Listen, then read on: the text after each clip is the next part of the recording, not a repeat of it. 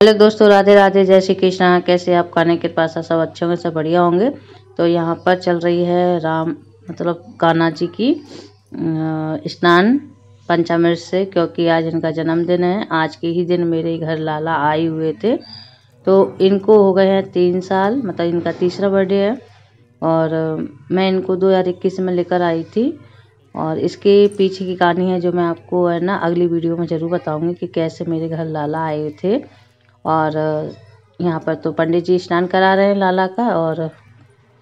और पता है, 2 दिन से मैं लाइट परेशान कर रही थी, तो इनका कोई भी विचार नहीं था बर्थडे मनाने का, मतलब प्रोग्राम कुछ भी करने का।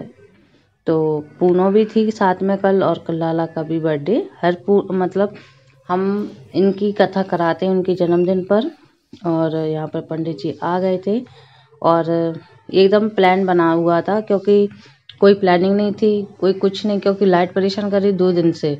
तो जैसे सुबह जाती तो रात को ही आती, तो हमने इस वजह से कुछ मतलब मना ही कर दिया था कि कुछ नहीं करेंगे।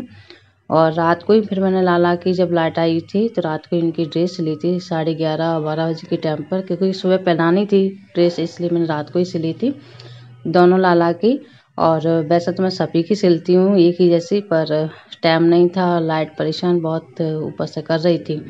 तो वह यहाँ पर गुरुजी मेरे बेटे से पूजा करा रहे हैं लड्डू गोपाल की, और मैं थोड़ा शूट कर रही थी। यहाँ पर मेरी ननंद और सासू माँ वगैरह और देवर का लड़का भाने सब बैठे हुए हैं।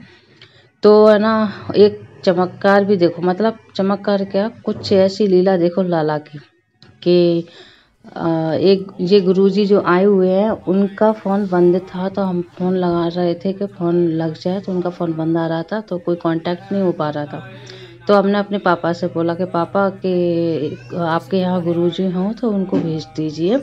तो पापा ने बोला ठीक है, हम गुरुजी से बात करते हैं तो भेजते हैं। तो पापा ने बात की, फिर गुरुजी को यहाँ के लिए निकलने के लिए बोला, तो उन्होंने कहा हम 11:30 बजे तक आ जाएंगे।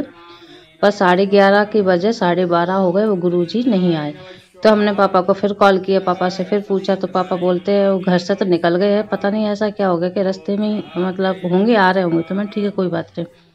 फिर हमने दोबारा कॉल किया कि कहाँ पर है, फिर पापा ने उनका गुरुजी का मुझे नंबर दिया। तो फिर मैंने कॉल किया गुरुजी को, तो मैंने पूछा कहाँ पर हैं आप। सो कहते हमारी गाड़ी का टायर पंचर हो गया है, तो हम शायद लेट हो जाएंगे। तो मैंने इतना टाइम हमारे पास नहीं है, क्योंकि इनको ड्यूटी जाना था। तो इसलिए मैंने कि अब मुझे गुस्सा आ रही थी कि मैंने कि गुरुजी आ नहीं रहे हैं, गाड़ी का टायर पंचर हो गया है। तो शायद लाला को कथा उनके हाथ से नहीं करानी थी, ऐसा हो सकता है। तो मैंने फिर गुस्से में ये कह दिया, लाला को अगर कथा करानी होगी तो अपने आप करा लेगा, मुझे कुछ नहीं पता। मैंने गुस्से में ऐसे बोल दिया, इतना ही बोला था कि फिर ये वाले गुरुजी आ गए।